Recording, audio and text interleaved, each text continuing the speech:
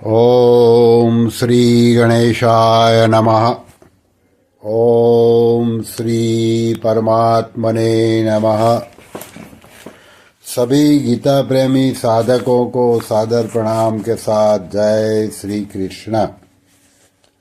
अब भगवान आगे के श्लोक में अन्वय और व्यतिरेक रीति से कर्मयोग की महिमा का वर्णन करते हैं।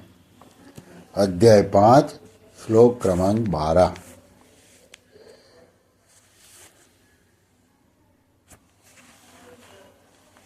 युक्त कर्म फलं त्यक्त्वा शान्तिमाप्नोति नैष्ठिकीम् अयुक्तं कामकारेण फले सक्तो निबध्यते। अर्थात भगवान बोले, कर्मयोगी कर्म फल का त्याग करके नैष्ठिकी शांति को प्राप्त होता है, परंतु सकाम मनुष्य कामना के कारण फल में आसक्त होकर बंध जाता है। अभी इसकी व्याख्या। युक्तः इस पद का अर्थ प्रसंग के अनुसार लिया जाता है। जैसे इसी अध्याय के 8वें श्लोक में अपने को अकर्ता मानने वाले सांख्ययोगी के लिए युक्तः पद आया है, ऐसे ही यहीं कर्मफल का त्याग करने वाले कर्मयोगी के लिए युक्तः पद आया है। जिनका उद्देश्य समता है वे सभी पुरुष युक्त अर्थात योगी हैं। यहाँ कर्मयोगी का प्रकरण चल रहा है, इसलिए यहाँ युक्तः पद ऐसे कर्मयोगी के लिए आया है जिसकी बुद्धि व्यवसायत्मिका होने से जिसमें सांसारिक कामनाओं का अभाव हो गया है। फिर आगे है कर्म फलम त्यक्त्वा। यहाँ कर्म फल का त्याग करने का तात्पर्य फल की इच्छा आसक्ति का त्याग करना है, क्योंकि वास्तव में त्याग फल कर्म फल का नहीं, प्रत्युत कर्म फल की इच्छा का होता है। कर्म फल की इच्छा का त्याग करने का अर्थ है किसी भी कर्म और कर्म फल से अपने लिए कभी किंचित मात्र भी किसी प्रकार का सुख लेने की इच्छा न रखना। कर्म करने से एक तो तात्कालिक फल यानी कि सुख मिलता है और दूसरा परिणाम में फल मिलता है। इन दोनों ही फलों की इच्छा का त्याग करना है।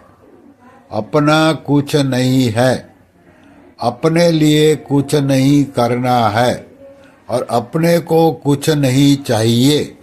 इस प्रकार कर्ता के सर्वथा निष्काम होने पर कर्म फल की इच्छा का त्याग हो जाता है। संचित कर्मों के अनुसार प्रारब्ध बनता है। प्रारब्ध के अनुसार मनुष्य का जन्म होता है और मनुष्य जन्म में नए कर्म होने से नए कर्म संस्कार संचित होते हैं, परंतु कर्म फल की आसक्ति का त्याग करके कर्म करने से कर्म भुने हुए बीज की तरह संस्कार उत्पन्न करने में असमर्थ हो जाते हैं और उनकी संज्ञा अकर्म हो जाती है। गीता के 4 अध्याय का 20वां श्लोक। वर्तमान में निष्काम भावपूर्वक किए कर्मों के प्रभाव से उसके पुराने कर्म संस्कार यानी कि संचित कर्म भी समाप्त हो जाते हैं। गीता के 4 अध्याय का 23वां श्लोक। इस प्रकार उसके पुनर्जन्म का कारण ही समाप्त हो जाता है। कर्मफल 4 प्रकार के होते हैं। एक, दृष्ट कर्मफल वर्तमान में किए जाने वाले नए कर्मों का फल जो तत्काल प्रत्यक्ष मिलता हुआ दिखता है, जैसे भोजन करने से तृप्ति होना आदि। दूसरा अदृष्ट कर्मफल, वर्तमान में किए जाने वाले नए कर्मों का फल जो अभी तो संचित रूप से संग्रहित होता है, पर भविष्य में इस लोक और परलोक में अनुकूलता या प्रतिकूलता के रूप में मिलेगा। तीसरा प्राप्त कर्मफल, प्रारब्ध के अनुसार वर्तमान में मिले हुए शरीर, जाति, वर्ण, धन, संपत्ति, अनुकूल या प्रतिकूल परिस्थिति आदि। चौथा अप्राप्त कर्मल फल, प्रारब्ध कर्म के फल रूप में जो अनुकूल या प्रतिकूल परिस्थिति भविष्य में मिलने वाली है। उपर्युक्त 4 प्रकार के कर्म फलों में दृष्ट और अदृष्ट कर्मफल क्रियामाण कर्म के अधीन है तथा प्राप्त और अप्राप्त कर्मफल प्रारब्ध कर्म के अधीन है।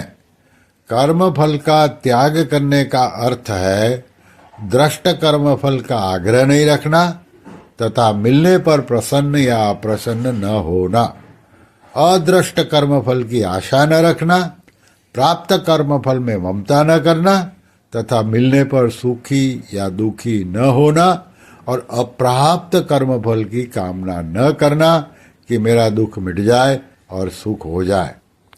साधारण मनुष्य किसी न किसी कामना को लेकर ही कर्मों का आरंभ करता है और कर्मों की समाप्ति तक उस कामना का चिंतन करता रहता है।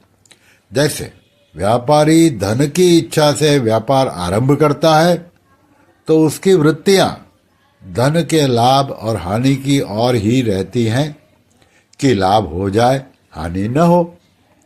धन का लाभ होने पर वह प्रसन्न होता है और हानि होने पर दुखी होता है।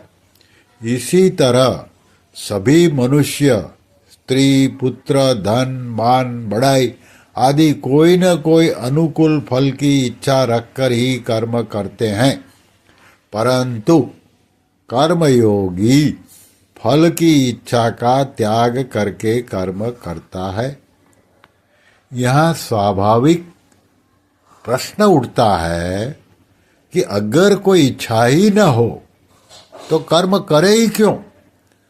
उसके उत्तर में सबसे पहली बात यह है कि कोई भी मनुष्य किसी भी अवस्था में कर्मों का सर्वथा त्याग नहीं कर सकता। गीता के 3 अध्याय का 5वां श्लोक। यदि ऐसा मान भी लिया जाए कि मनुष्य बहुत अंशों में कर्मों का फल रूप से, कर्मों का स्वरूप से त्याग कर सकता है, तो भी मनुष्य के भीतर जब तक संसार के प्रति राग है तब तक वह शांति से कर्म किए बिना नहीं बैठ सकता।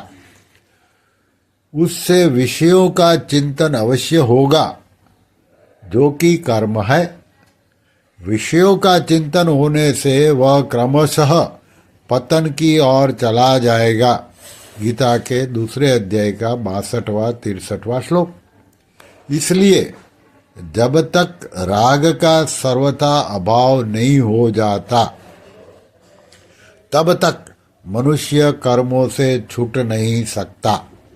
कर्म करने से पुराना राग मिटता है और निस्वार्थ भाव से केवल परहित के लिए कर्म करने से नया राग पैदा नहीं होता। विचारपूर्वक देखा जाए तो कर्म फल की इच्छा रखकर कर्म करना बड़ी बेसमझी है। पहली बात तो यह है कि जब प्रत्येक कर्म आरंभ और समाप्त होने वाला है तब इसका फल नित्य कैसे होगा? फल भी प्राप्त होकर नष्ट हो जाता है। तात्पर्य यह है कि कर्म और कर्म फल दोनों ही नाशवान है। या तो फल नहीं रहेगा या हमारा कहलाने वाला शरीर नहीं रहेगा, दूसरी बात, इच्छा रखे या न रखे, जो फल मिलने वाला है वह तो मिलेगा ही। इच्छा करने से अधिक फल मिलता है और इच्छा न करने से कम फल मिलता है, ऐसी बात नहीं है। अतः फल की कामना करना बेसमझी ही है। निष्काम भाव से अर्थात फल की कामना न रखकर लोकहितार्थ कर्म करने से कर्मों से संबंध विच्छेद हो जाता है। कर्मयोगी के कर्म उद्देश्यहीन अर्थात पागल के कर्म की तरह नहीं होते, प्रत्युत परमात्म तत्व की प्राप्ति का महान उद्देश्य रखकर ही वह लोकहितार्थ सब कर्म करता है। उसके कर्मों का लक्ष्य परमात्म तत्व रहता है, सांसारिक पदार्थ नहीं। शरीर में ममता न रहने से उसमें आलस्य, अकर्मण्यता आदि दोष नहीं आते, प्रत्युत वह कर्मों को सुचारू रूप से और तत्परता के साथ करता है। श्री कृष्ण शरणं मम, श्री कृष्ण शरणं मम, श्री कृष्ण शरणं मम। ओम श्री कृष्णार्पणमस्तु।